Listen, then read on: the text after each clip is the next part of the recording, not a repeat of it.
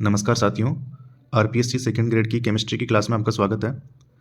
हम पढ़ रहे थे तत्वों का वर्गीकरण एवं गुणधर्मों में आवर्तिता। आवर्त सारणी का विकास टॉपिक हमने स्टार्ट कर रखा है और आवर्त सारणी के विकास में हमने कुछ टॉपिक पढ़े हैं। जो टॉपिक पढ़े हैं वो इस प्रकार से हैं। हमने सबसे पहले देखा था लेवोसियर का वर्गीकरण, फिर देखा प्राउड की संकल्पना, फिर देखा डोब्रेनर का त्रिक नियम, न्यूलैंड का अष्टक नियम एंड लोथर मेयर वक्र। लास्ट क्लास में हमने लोथर मेयर वक्र डिस्कस किया था और लोथर मेयर वक्र में कौन से एलिमेंट कौन सी पोजीशन पर लाई करते हैं ये चीज़ हमने देख ली थी। तो लोथर मेयर ने कहा था कि जब तत्वों को परमाणु भारों के बढ़ते क्रम में व्यवस्थित किया जाता है, परमाणु भारों के क्रम में व्यवस्थित किया जाता है तो नियमित अंतराल के पश्चात उनके गुणधर्मों में समानता पाई जाती है। मतलब तत्वों के भौतिक गुण उनके परमाणु भार के आवर्ती फलन होते हैं। ये स्टेटमेंट था किनका? लोथर मेयर का। इस वक्र के आधार पर निष्कर्ष निकाला था इन्होंने। तो वक्र हम पढ़ चुके हैं, लोथर मेयर का वक्र हम पढ़ चुके हैं और ये साइंटिस्ट लोथर मेयर की फोटो है। The young mayor around 1867 and Julius Lothar Meyer इनका पूरा नाम है एज रिनॉल्ड साइंटिस्ट। तो इससे हमें कोई लेना देना तो है नहीं, बट एक नॉलेज के लिए हम देख लेते हैं कि लोथर मेयर ऐसे दिखते थे। लोथर मेयर के बाद हम पढ़ने वाले हैं मेंडलीफ की आवर्त सारणी। मेंडलीफ ने जो आवर्त सारणी दी थी वो किस आधार पे दी थी? तो परमाणु भार के आधार पे दी थी। लोथर मेयर का जो वक्र था, लोथर मेयर का जो स्टेटमेंट था, उससे इनको हेल्प मिली है। लोथर मेयर ने कहा था कि तत्वों के भौतिक गुण उनके परमाणु भारों के आवर्ती फलन होते हैं। उन्होंने केवल भौतिक गुण के लिए कहा था, इन्होंने अपना आवर्त नियम दे दिया कि तत्वों के भौतिक और रासायनिक गुण उनके परमाणु भारों के आवर्ती फलन होते हैं। तो हम देखेंगे आगे ये मेंडलीफ है। तो मेंडलीफ ने परमाणु भार बता रखे हैं तत्वों के। जब इन्होंने आवर्त सारणी बनाई थी उस टाइम 63 तत्व ज्ञात थे, 63 एलिमेंट नॉन थे उस टाइम।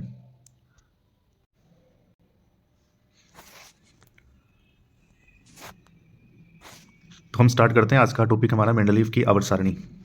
मेंडलीफ की आवर्त सारणी से मैं सबसे पहले हम देखेंगे कि मेंडलीफ ने आवर्त नियम दिया है और मेंडलीफ का आवर्त नियम क्या कहता है। मेंडलीफ का आवर्त नियम कहता है कि तत्वों के भौतिक और रासायनिक गुण, केवल भौतिक गुणों की बात कर रहा था लोथर मेयर, वहाँ कोई आवर्त नियम नहीं था। आवर्त नियम पहली बार दिया है किसने? मेंडलीफ ने। लोथर मेयर ने अपने जो वक्र था उसके आधार पर निष्कर्ष में ये बात कही थी कि तत्वों के भौतिक गुण उनके परमाणु भारों के आवर्ती फलन होते हैं। यहाँ मेंडलीफ ने स्पेशली नियम दिया है आवर्त नियम, और उसमें कहा है कि तत्वों के भौतिक और रासायनिक गुण परमाणु भारों के आवर्ती फलन होते हैं। क्या क्या विशेषताएं हैं इस आवर्त सारणी की? सबसे पहली बात कि आवर्त सारणी परमाणु भार पर आधारित है। जब इस आवर्त सारणी को बनाया गया था तो उस टाइम 63 तत्व ही ज्ञात थे। अक्रिय गैसों की खोज भी उस समय तक नहीं हुई थी। अक्रिय गैसों की खोज भी उस समय तक नहीं हुई थी। मेंडलीफ ही पहले वैज्ञानिक थे जिन्होंने तत्वों को व्यवस्थित क्रम में वर्गीकृत किया, अर्थात क्षैतिज पंक्तियां और ऊर्ध्वाधर स्तंभों में जमाया। तो क्षैतिज पंक्तियां क्या होती है? लेफ्ट टू राइट जो बनेगी वो क्षैतिज पंक्ति है और अप टू डाउन जो बनेगा वो ऊर्ध्वाधर स्तंभ है। इस तरीके से क्षैतिज पंक्तियां और ऊर्ध्वाधर स्तंभों में जमाया। तो क्षैतिज पंक्तियां जो थी उनको नाम दिया है इन्होंने क्या? आवर्त, और आवर्तों की संख्या कितनी थी? 7। ऊर्ध्वाधर स्तंभों को नाम दिया है इन्होंने क्या? वर्ग, और वर्गों की संख्या कितनी थी? वर्ग नहीं कहेंगे हम, यहाँ समूह कहेंगे, है ना। वर्ग से ज़्यादा समूह कहना सही रहेगा। यहाँ लिखा हुआ है वर्ग, लेकिन समूह जो कहना ज़्यादा सही रहेगा। वर्ग, वर्ग शब्द जो है वो ग्रुप, तो इंग्लिश में तो ग्रुप ही कहेंगे दोनों में, समूह कहें चाहे वर्ग कहें, ग्रुप ही कहलाएगा इंग्लिश में तो, लेकिन हिंदी में अगर हम कहें तो इनको समूह कहना ज़्यादा सही रहेगा। तो मेंडलीफ की आवर्त सारणी में कुल 8 वर्ग या 8 समूह थे। 7वें वर्ग तक के सभी तत्वों को ए व बी उपवर्गों में बांटा और ए उपवर्ग वाले तत्व सामान्य या प्रतिनिधि तत्व कहलाए, बी उपवर्ग वाले तत्व जो थे वो संक्रमण तत्व कहलाए। जो लास्ट बचा 8वां समूह या 8वां वर्ग, इसमें 9 तत्व 3 पंक्तियों में होते हैं और ये सभी तत्व कौन से थे? संक्रमण धातु थे, मतलब डी ब्लॉक के थे। अगला पॉइंट है कि एक ही वर्ग से संबंधित तत्वों के गुणों में समानता होती है। तो वर्ग बनाए हैं और एक वर्ग के सभी तत्वों के गुणों में समानता होती है। तो ये जो पॉइंट लिखे हुए हैं इनको हम शॉर्ट में देखें याद करने के हिसाब से, तो हम इनको इस तरह से लिख सकते हैं कि मेंडलीफ की आवर्त सारणी में कुल तत्वों की जो संख्या थी वो कितनी थी? 63। क्षैतिज पंक्तियों को इन्होंने आवर्त कहा और आवर्तों की संख्या थी 7। ऊर्ध्वाधर स्तंभों को इन्होंने समूह कहा, ग्रुप। तो ग्रुप का हिंदी में वर्ग भी होता है, समूह भी होता है। तो ऊर्ध्वाधर स्तंभों को समूह कहा और इनकी संख्या थी कितनी? 8। ये जो ऊर्ध्वाधर स्तंभ बनाए हैं, मतलब समूह जो बनाए हैं इन्होंने 1 से लेकर के 8 तक, वो किस आधार पे बनाए हैं? वो बनाए हैं तत्वों के ऑक्साइड के आधार पर कि कौन सा तत्व किस तरह का ऑक्साइड बना रहा है। उस आधार पर इन्होंने 1 से लेकर 8 टोटल 8 समूह बनाए हैं। इन 8 में से 1 से लेकर के 7 तक के प्रत्येक समूह को 2 उपसमूह में बांटा है, उपसमूह ए और उपसमूह बी। लास्ट जो 8वां समूह था इसमें 3 कॉलम थे जिनमें 9 तत्वों को रखा गया है। अब ए और बी जो उपसमूह थे इसके लिए हमने ऊपर बताया है क्या कि ए वाले जो तत्व थे, ए समूह वाले, उनको सामान्य या प्रतिनिधि तत्व कहा है और बी वाले जो थे उनको संक्रमण तत्व कहा है। आगे हम देखते हैं कि किस तरह से इन्होंने 1 से लेकर 8 तक के समूह बनाए हैं। तो देखें हम पहले।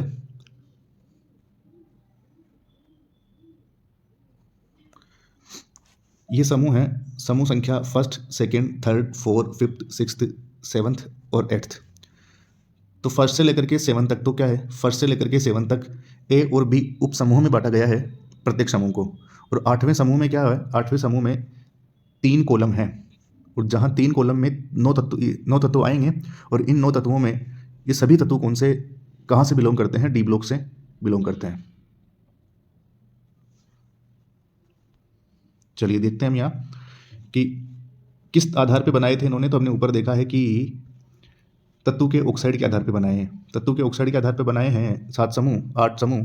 तो जैसे पहला समूह है, तो जैसे मान लीजिए यहाँ जो इस पहले समूह में जो भी तत्व आएंगे वो किस तरह का ऑक्साइड बनाते हैं, E2O प्रकार का ऑक्साइड बनाते हैं। मतलब क्या हुआ कि ऑक्साइड में ऑक्सीजन का ऑक्सीडेशन नंबर होता है -2। तो इस वर्ग में जो तत्व आएंगे वो +1 ऑक्सीडेशन स्टेट में होंगे, तभी तो E2O बनेगा। इसी तरह जो EO टाइप के बनाएंगे तत्व ऑक्साइड, उनको कौन से समूह में रखा, सेकंड समूह में। जो E2O3 टाइप के बनाएंगे उनको कौन से में रखा, थर्ड में। जो EO2 टाइप के मतलब E+4 में रहे और ये ऑक्सीजन -2 में रहेगा, इसी ऑक्साइड है। E+5 में, E+6 में, E+7 में, E+8 में रहे, तो उसके अकॉर्डिंग यहाँ ऑक्साइड बनेगा कि E+1 में है तो E2O बना, E+2 में है तो EO बना, E+3 में है तो E2O3 बना, E+4 में है तो EO2 बना, E+5 में है तो E2O5 बना। इस तरह से तत्व की ऑक्सीकरण अवस्था के आधार पर हमने ऑक्साइड बनाए हैं यहाँ, और जो तत्व जिस प्रकार का ऑक्साइड बनाएगा उसके अनुसार निर्धारित समूह में रखा जाएगा। तो फर्स्ट समूह में कौन से तत्व आएंगे, जो E2O टाइप का ऑक्साइड बनाएंगे, मतलब जो +1 ऑक्सीडेशन स्टेट दर्शाते हैं। इसी तरह सेकंड में कौन से आएंगे, जो +2 ऑक्सीडेशन स्टेट दर्शाते हैं, मतलब EO टाइप का ऑक्साइड बनाएंगे। इस तरह से यहाँ टोटल 1 से लेकर के 8 तक के समूह हैं, जिनमें से 1 से लेकर 7 तक को A व B उप समूह में बांटा है, 8वें को A व B उप समूह में नहीं बांटा है, लेकिन वहाँ 3 कॉलम हैं। तो इस तरह से मेंडलीव की आवर्त सारणी बनी हुई है। तो फिर से मैं ओवरव्यू करवा देता हूँ कि मेंडलीव की आवर्त सारणी में कितने तत्व थे, 63। इसका आधार क्या रहा, परमाणु भारों के आधार पर बनाया था। आवर्त सारणी में कितने आवर्त थे, मेंडलीव की आवर्त सारणी में 7 आवर्त थे। कितने समूह थे या कितने वर्ग थे, तो 8 वर्ग थे। 1 से 7 तक के समूह को A व B उपसमूह में बांटा और 8वें में 3 कॉलम थे। तो बनाते हैं आगे आवर्त सारणी कैसी बनेगी मेंडलीव की। तो इस तरह की कुछ आवर्त सारणी बनेगी। मैंने पूरी फिल नहीं की है, केवल एक ओवरव्यू दिया है कि समझ में आ जाए अपने को। तो 1st, 2nd, 3rd, 4th, 5th, 6th and 7th and 8th 8 group है। 1st, 2nd, 3rd, 4th, 5th, 6th, 7th तक A और B में बांटा है। जैसे ये फर्स्ट को मैं डाल देता हूँ ये येलो कलर से, ये फर्स्ट ग्रुप है और इसके A व B सब ग्रुप हैं, उपसमूह है। तो इसमें कौन कौन से तत्व आते हैं, हाइड्रोजन का तो कोई फिक्स ही नहीं है कि A में होगा कि B में होगा। लिथियम A में है, सोडियम A में है, पोटेशियम, रुबिडियम, सीजियम A में है। इधर B में कहाँ से है element start, copper, silver and gold. इसी तरह थर्ड में भी रहेंगे तत्व, 4th में, 5th में, 6th में। मैंने केवल फर्स्ट में लिखा है केवल समझने के हिसाब से, हमें यहाँ इस आवर्त सारणी को याद करना नहीं है। अब देखें इस आवर्त सारणी में जो पहला समूह हमने देखा है, इसमें A और B वाले तत्व जो हैं वो यहाँ से स्टार्ट हो रहे हैं, A B वाले। इससे ऊपर केवल A वाला ही है, B वाला नहीं है। इससे ऊपर वाले में केवल A वाला ही तत्व है, B वाला नहीं है। तो A और B दोनों यहाँ से स्टार्ट हो रहे हैं। इससे ऊपर सोडियम जो है इसको कहते हैं सेतु तत्व। वैसे ही यहाँ भी मैग्नीशियम जो आएगा वो कहलाएगा सेतु तत्व। इसको हम आगे और डिटेल से देखेंगे। 8वें समूह में कितने तत्व हैं, 9। और 8वें समूह में कितने कॉलम हैं, 1 2 3। बाकी सभी समूह में 2 2 कॉलम हैं, लेकिन उपसमूह भी निर्धारित किए हैं A और B। यहाँ कोई उपसमूह निर्धारित नहीं किया है, सीधा लिख दिया है कि 8वें समूह में ये तत्व हैं और ये संक्रमण धातुएं हैं। इधर A में जो आएंगे वो सामान्य या प्रतिनिधि तत्व हैं और सभी के B में जो आएंगे वो संक्रमण तत्व हैं। तो ये मेंडलीव की आवर्त सारणी इस तरह से बनाई गई है। ओरिजिनली कैसी है वो हम देखते हैं आगे। तो इस तरह की मेंडलीफ की आवर्त सारणी है, ये नेट पे कहीं भी मिल जाएगी। तो इसमें देखें, इस वाले कॉलम को तो हम छोड़ ही थे, इस वाले को ये बाद में ऐड किया गया था जब अक्रिय गैसों की खोज हो गई थी, शून्य समूह। तो जब मेंडलीफ ने बनाया था तब तो कितने समूह थे, 1 to 8 मतलब 8 समूह थे। ए और बी उपसमूह थे 1 से लेकर 7 तक के लिए, 8वें के लिए कोई ए बी उपसमूह है नहीं। तो पहले समूह की बात करें हम तो हाइड्रोजन है, लिथियम है, सोडियम है। अब अगले बॉक्स में देखें पोटेशियम और कॉपर दोनों है। इसका मतलब क्या हुआ कि यहाँ ए समूह में तो आएगा पोटेशियम और बी उपसमूह में आएगा कॉपर। इसी तरह अगले बॉक्स में रूबिडियम और सिल्वर, सीई मतलब सीजियम और गोल्ड।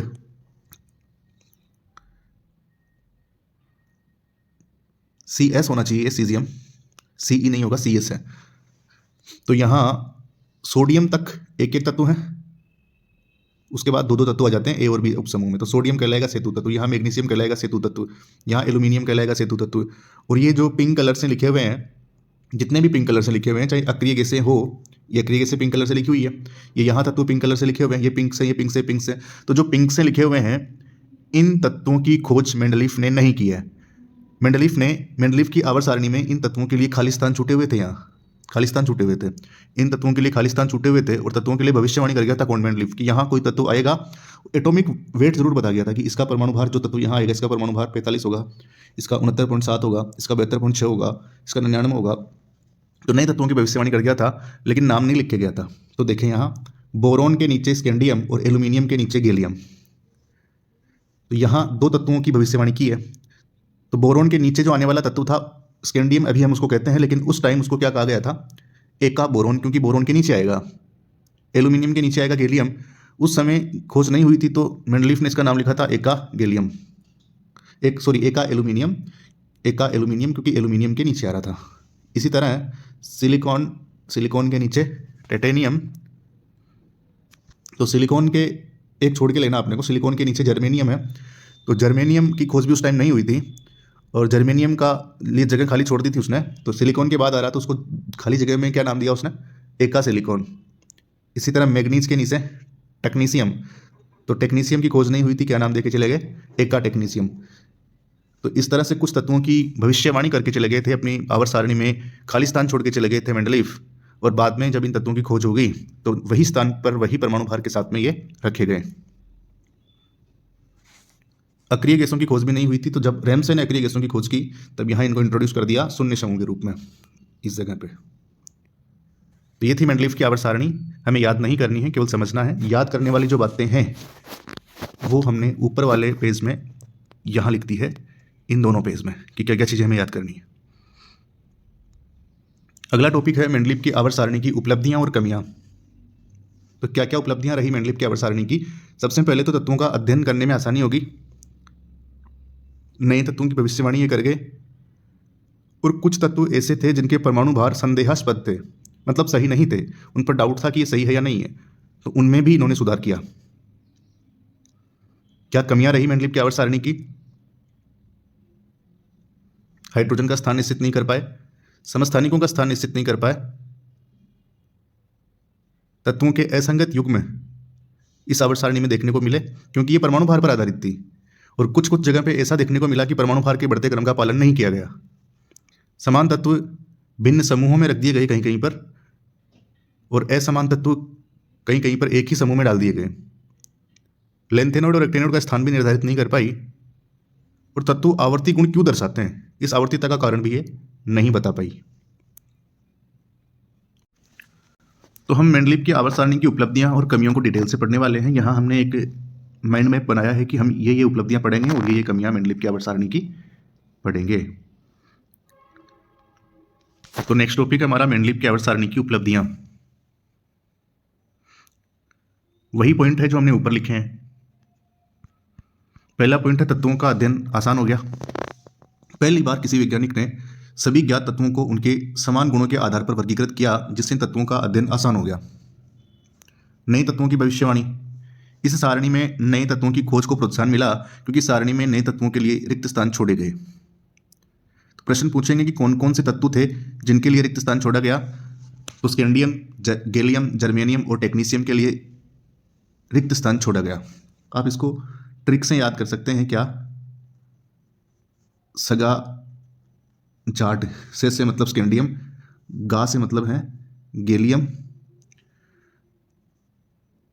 जे से मतलब है जर्मेनियम और टे से मतलब है टेक्नीशियम। तो इन 4 तत्वों के लिए रिक्त स्थान मेंडलीफ ने इनकी खोज से पहले ही अपनी आवर्त सारणी में छोड़ दिया था। जब इनकी खोज ही नहीं हुई थी तो मेंडलीफ ने इनको क्या नाम दिया? कोई नाम नहीं दिया था, बस इस आधार पे नाम दे दिया कि किस तत्व के बाद खाली स्थान छूटा हुआ है। तो एक तो एल्यूमिनियम के बाद खाली स्थान छूटा हुआ था, तो जो खाली स्थान छूटा हुआ था एल्यूमिनियम के बाद वो गैलियम के लिए था, और मेंडलीफ ने इसको नाम क्या दिया? एका एल्यूमिनियम।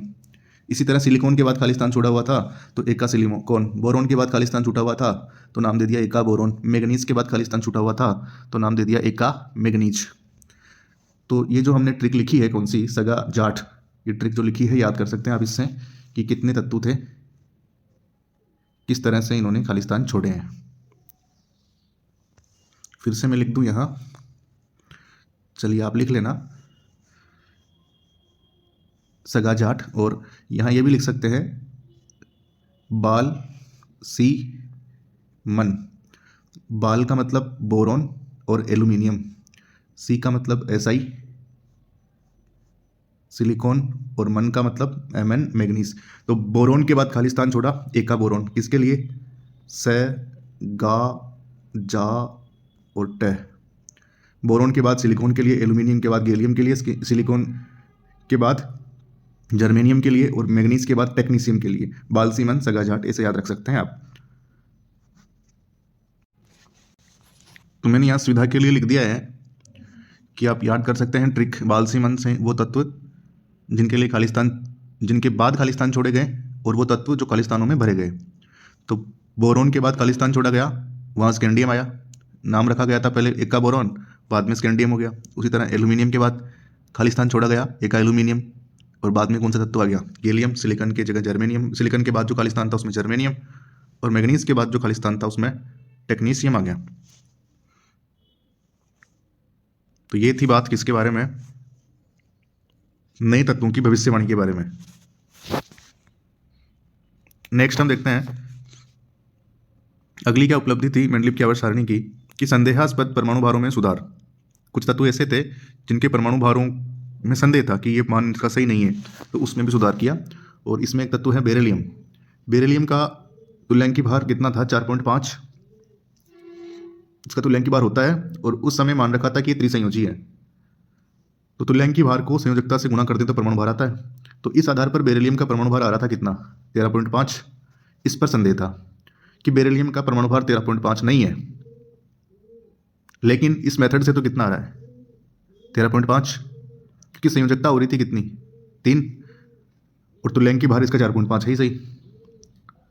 तो अब इसमें सुधार कैसे किया गया कि मेंडलीफ की जब आवर्त सारणी बन गई तो पता चला कि बेरिलियम आ रहा था कौन से ग्रुप में? सेकेंड ग्रुप में। अब सेकेंड ग्रुप में आ रहा था तो उसकी संयोजकता कितनी होगी? 2। संयोजकता के आधार पर तो बनाए थे कि E+2 था, ऑक्सीजन से क्रिया किया और ऑक्साइड से के साथ में कंबाइंड हुआ तो क्या बनेगा? ईओ। और ईओ वाले कौन से में आते हैं? सेकंड में। तो जो सेकंड में आ रहा है वो कौन सा है? द्विसंयोजी। तो बेरिलियम द्विसंयोजी है, ये पता चल गया मेंडलीफ की आवर्त सारणी के बाद, क्योंकि इसको मेंडलीफ ने कहाँ रखा? सेकंड समूह में रखा। तो द्विसंयोजी हो गया, तो तुल्यांकी भार 4.5 को गुणा कर दें किससे? 2 से, तो परमाणु भार कितना आ जाएगा? परमाणु भार आ जाएगा 9। अब इसका परमाणु भार क्या है? सही है। तो 13.5 गलत था, 9 सही है। तो मेंडलीफ की आवर्त सारणी के बाद बेरिलियम का परमाणु भार सुधर गया। उसी तरह बेरिलियम के अलावा यूरेनियम, इंडियम, ओरम मतलब गोल्ड, और प्लेटिनम के भी परमाणु भारों में सुधार किया गया।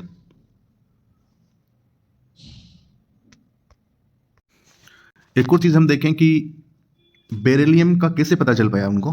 तो इस तरह पता चल पाया कि जब आवर्त सारणी में मेंडलीफ ने आवर्त सारणी बनाई और उसमें 9 जो परमाणु भार था, क्योंकि परमाणु भार के आधार पे बनी,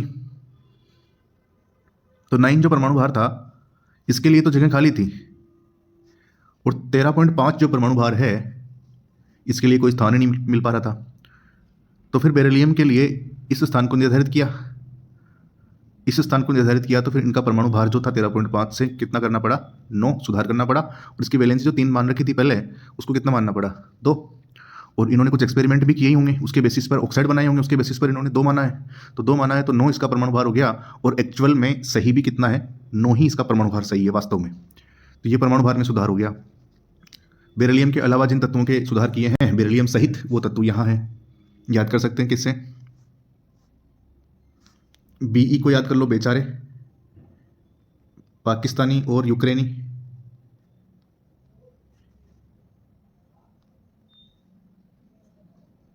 बेचारे पाकिस्तानी और यूक्रेनी, नहीं इसको उल्टा याद करेंगे थोड़ा ठीक रहेगा कि पाकिस्तानी और यूक्रेनी से बेस्ट है इंडियन। पाकिस्तानी और यूक्रेनी से बेस्ट है इंडियन। इस तरह से याद रह जाएगा कि मेंडलीफ ने किन तत्वों के परमाणु भारों में सुधार किया था, तो इन तत्वों के परमाणु भारों में सुधार किया था। बेरिलियम से सारी कहानी समझ में आपको आ गई होगी। नेक्स्ट हमारा टॉपिक है क्या? मेंडलीफ की आवर्त सारणी की कमियां। तो क्या क्या कमियां रही है अपने ओवरव्यू ऊपर किया था कि हाइड्रोजन का स्थान निश्चित नहीं कर पाया, समस्थानिकों का स्थान निश्चित नहीं कर पाया। तो हाइड्रोजन का स्थान तो हमने देखा भी था कि बीच में डाला हुआ था ए और बी के, कि फर्स्ट वाले के ए में जाएगा या फर्स्ट वाले के बी में जाएगा, पता नहीं था। समस्थानिकों का स्थान का क्या मतलब है यहाँ? जैसे कार्बन के तीन, हाइड्रोजन के ही तीन समस्थानिक हैं। हाइड्रोजन के तीन समस्थानिक हैं कौन? Protium, deuterium and tritium. तो जैसे प्रोटियम का परमाणु भार है 1, ड्यूटेरियम का है 2 और ट्रिटियम का है 3। इस तरह से ड्यूटेरियम का सिंबल हम डी और ट्रिटियम का टी भी काम में ले लेते हैं। इसी तरह कार्बन के भी 3 समस्थानिक हैं, ऑक्सीजन के 2 हैं। तो बहुत सारे तत्वों के समस्थानिक हैं। चूंकि ये परमाणु भार पर आधारित थी आवर्त सारणी, तो यहाँ तो इन तीनों के ही परमाणु भार अलग अलग है, तो 3 बॉक्स होने चाहिए थे अलग अलग। प्रोटियम अलग जगह होता, ड्यूटेरियम अलग जगह होता, ट्रिटियम अलग जगह होता। इसी तरह कार्बन के भी तीनों समस्थानिक के लिए 3 अलग अलग बॉक्स होने चाहिए थे, लेकिन नहीं है। नहीं है तो क्यों नहीं है? कारण पूछा गया इनसे कि जब परमाणु भार के आधार पर आप बना रहे हो तो इन तीनों का परमाणु भार अलग है। ऐसे ही बहुत सारे तत्वों का जो समस्थानिक हैं उनके परमाणु भार अलग अलग होते हैं, तो आपको समस्थानिकों के लिए अलग अलग स्थान देने पड़ेंगे, जो इन्होंने नहीं दिए थे। तो जो इनका आधार था उसके अनुसार देने चाहिए थे, नहीं दे पाए, तो ये भी एक विवाद बन गया। समस्थानिकों का स्थान इनको निर्धारित करना चाहिए था, लेकिन इन्होंने किया नहीं। अगला पॉइंट है तत्वों के असंगत युग्म। मतलब कहीं कहीं पे क्या हुआ कि तत्वों को परमाणु भार के बढ़ते क्रम में लिख तो रहे थे, लेकिन कुछ जगह पे बढ़ते क्रम का पालन नहीं हुआ। तो कहां कहां नहीं हुआ वो अपन देखते हैं आगे। पहला हाइड्रोजन का स्थान है कि इसको क्षार धातुओं के साथ रखें या क्षारीय मृदा धातुओं के साथ, ये सेवंथ ए के साथ रखें। कहाँ रखें? दोनों से समानता दर्शा रहा था ये, क्योंकि हाइड्रोजन जो है H+ भी बनाता है और हाइड्रोजन H- भी बनाता है। तो इसको कहाँ रखें? फर्स्ट ए के साथ रखें या सेवंथ ए के साथ रखें? सेवंथ ए में कौन आते हैं? FCl वही -1 बनाते हैं। ये क्या बनाता है? +1। हाइड्रोजन +1 भी बनाता है। तो लीना की रब से फरियाद, लिथियम, सोडियम, पोटेशियम, इनके साथ रखें या इनके साथ रखें? तो ये निर्धारित नहीं कर पाए थे कौन? मेंडलीफ नहीं बता पाए थे इस चीज़ को। समस्थानिकों का स्थान निश्चित नहीं कर पाए थे क्योंकि समस्थानिकों के परमाणु भार भिन्न होते हैं। तो पहली बात तो ये कि समस्थानिकों का स्थान अलग चाहिए। क्यों था? इसलिए चाहिए था क्योंकि इनकी आवर्त सारणी किस पर आधारित है? परमाणु भार पर। परमाणु भार पर आधारित हैं, तो जिनके परमाणु भार अलग हैं उनके लिए अलग स्थान होना चाहिए, समस्थानिकों के लिए अलग स्थान होना चाहिए था। इन्होंने नहीं दिया अलग स्थान, भिन्न स्थान मिलना चाहिए था, लेकिन भिन्न स्थान नहीं दिया। तो हाइड्रोजन का स्थान, समस्थानिकों का स्थान, इस आवर्त सारणी की कमियों के 2 पॉइंट हैं। अगला पॉइंट देखते हैं, तत्वों के असंगत युग्म। क्योंकि आवर्त सारणी परमाणु भार के बढ़ते क्रम में है, तो नेक्स्ट तत्व जो आएगा, किसी भी तत्व के बाद अगला तत्व जो आएगा उसका परमाणु भार ज़्यादा होना चाहिए। कुछ ऐसे युग्म देखे गए जहां परमाणु भार के बढ़ते क्रम का पालन नहीं होता। कौन कौन है? पहला युग्म है ये, आर्गन के बाद पोटेशियम आता है। ऑर्गन का 39.9 है, पोटेशियम का 39.1 है। तो परमाणु भार का घटता क्रम घट गया, ये तो घटता क्रम हो गया, जबकि बढ़ते क्रम में है। इसी तरह टेलुरियम और आयोडीन, कोबाल्ट और निकल, थोरियम और प्रोटेक्टिनियम, तो इनके परमाणु भारों के बढ़ते क्रम का पालन नहीं हो रखा। याद क्या करना है यहाँ याद करना है कि कहाँ पूछेगा हमसे कि निम्नलिखित में से कौन से युग्म ऐसे हैं जहाँ मेंडलीफ की आवर्त सारणी में परमाणु भारों के बढ़ते क्रम का पालन नहीं हुआ है। तो यहाँ अगर आपको परमाणु भार बता करके क्वेश्चन दिया जाए तो फिर क्वेश्चन ही क्या हुआ वो? यहाँ आपको परमाणु भार बताया नहीं जाएगा, केवल तत्वों के प्रतीक या नाम लिख दिए जाएंगे। तो आपको याद करना है ट्रिक्स हैं। ट्रिक बता रहा हूँ मैं। आमिर खान पहला जोड़ा हो गया, तेरी इच्छा दूसरा जोड़ा हो गया, ठंडा पानी तीसरा जोड़ा हो गया, कोनी ये चौथा जोड़ा हो गया। आमिर खान, तेरी इच्छा, ठंडा पानी, कोनी। तो 4 जोड़े आपको याद रख लेने। 4 जोड़े ऐसे हैं जहाँ परमाणु भार के बढ़ते क्रम का पालन नहीं हुआ है। अगली क्या कमी थी मेंडलीव की आवर्त सारणी की? अगली कमी यह है कि समान तत्वों को भिन्न वर्गों में रखा गया है। जैसे प्लेटिनम और गोल्ड, ये तो दोनों के गुण मिलते हैं, लेकिन इनको अलग अलग जगह रखा गया है। प्लेटिनम को 7th ग्रुप में रखा गया है, जबकि गोल्ड को फर्स्ट बी में रखा गया है। कहाँ रखा गया देखते हैं। ये रही मेंडलीव की आवर्त सारणी। प्लेटिनम ढूंढे कहाँ है? प्लेटिनम ये रहा, यहाँ पे 8वें ग्रुप में है, 8वें ग्रुप में है। और गोल्ड कहाँ है? गोल्ड ये रहा, ये फर्स्ट ग्रुप के बी वाले में है, ए बी, तो ये बी वाले में है, तो फर्स्ट बी में है। इनके गुण मिलते हैं, फिर भी इनको अलग अलग समूह में रखा गया है। तो ये भी एक कमी रही है मेंडलीव की आवर्त सारणी की। नेक्स्ट, अगली क्या कमी है मेंडलीव की आवर्त सारणी की? अगली कमी है कि असमान तत्वों को एक ही वर्ग में रख दिया गया है। असमान तत्व कहाँ रखे गए एक ही वर्ग में? जैसे फर्स्ट वर्ग को देखें, ये फर्स्ट वर्ग रहा। इस फर्स्ट वर्ग में देखें तो है ली ना की रब से, है ली ना की रब से, है ली ना की रब से। हाइड्रोजन का तो फिक्स था ही नहीं, तो हम लीना से लेंगे, ली ना की रब से।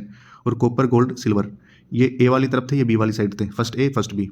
तो फर्स्ट ए में कौन कौन थे? ये। फर्स्ट बी में कौन कौन थे? ये। और ये दोनों ए बी दोनों के बीच में रखे गए थे।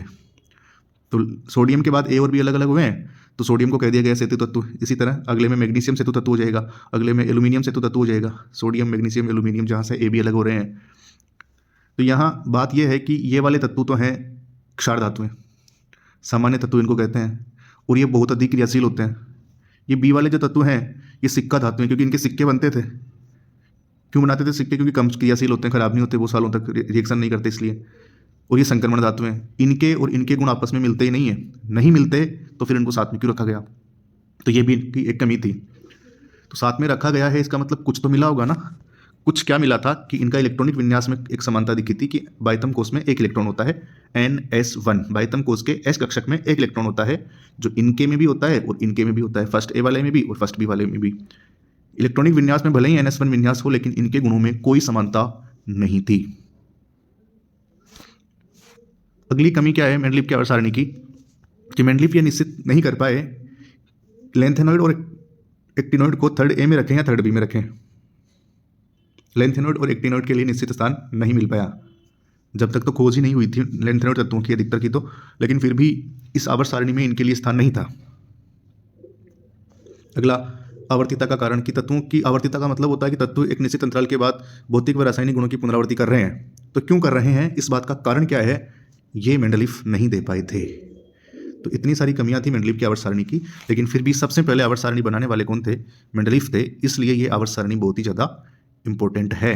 ये आवर्त सारणी किस पर आधारित थी? तो परमाणु भारों पर आधारित थी, तत्वों के परमाणु भार के आधार पर। और लोथर मेयर का बड़ा योगदान था, क्योंकि उन्होंने ही ये आइडिया दिया था कि तत्वों के भौतिक गुण है, उनके परमाणु भारों के आवर्ती फलन होते हैं।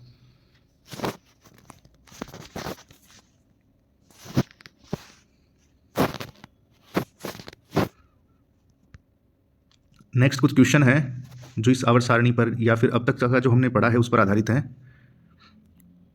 पहला क्वेश्चन है कि मेंडलीव की आवर्त सारणी किस पर आधारित है?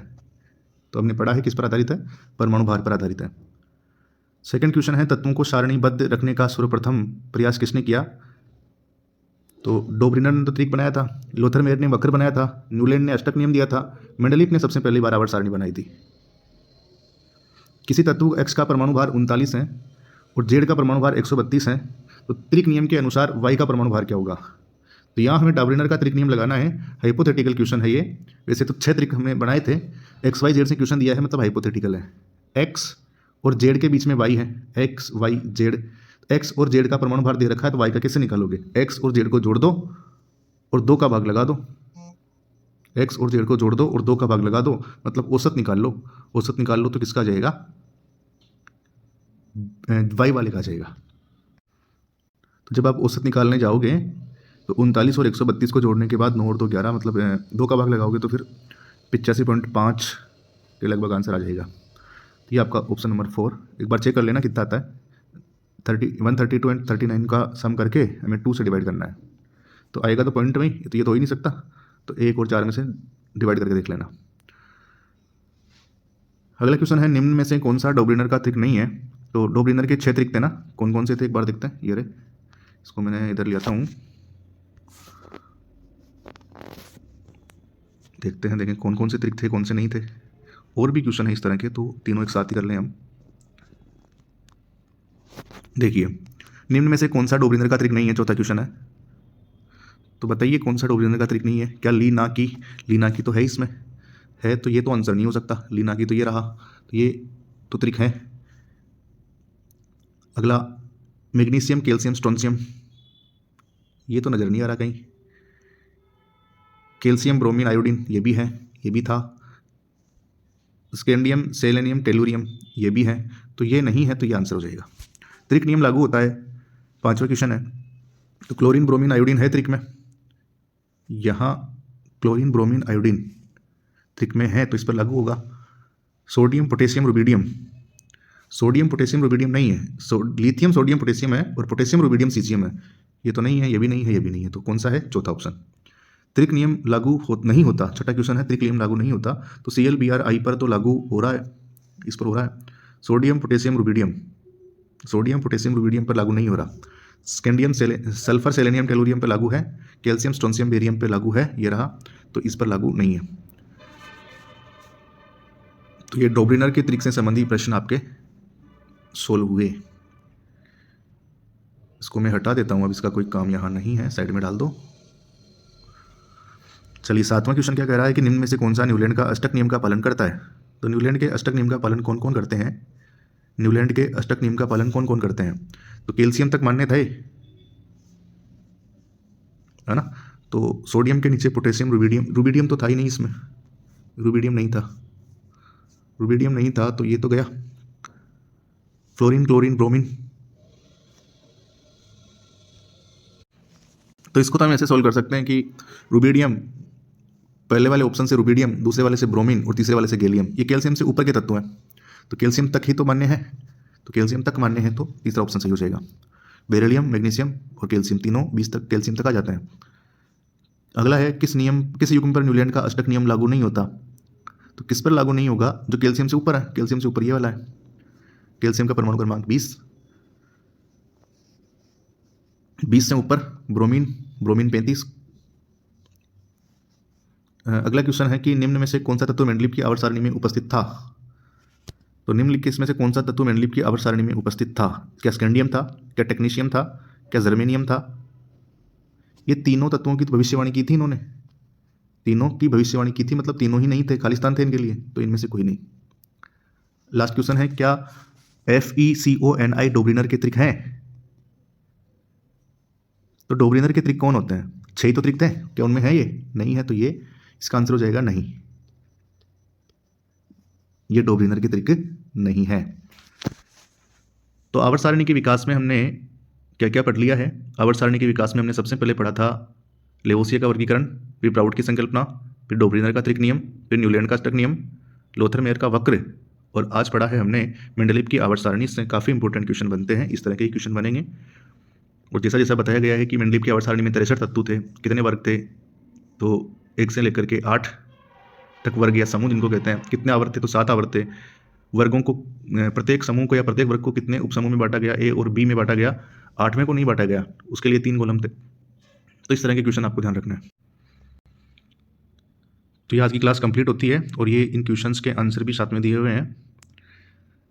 तो ऐसे ही वीडियो हम बनाते रहें, और इस वीडियो की PDF आप प्राप्त कर लें। इसके लिए आप इस टेलीग्राम जो चैनल है इसको सर्च करें, Hemendra Naruka RPSC second grade science के नाम से, और इस वीडियो के फर्स्ट कमेंट में भी मैं डाल दूंगा इसका लिंक।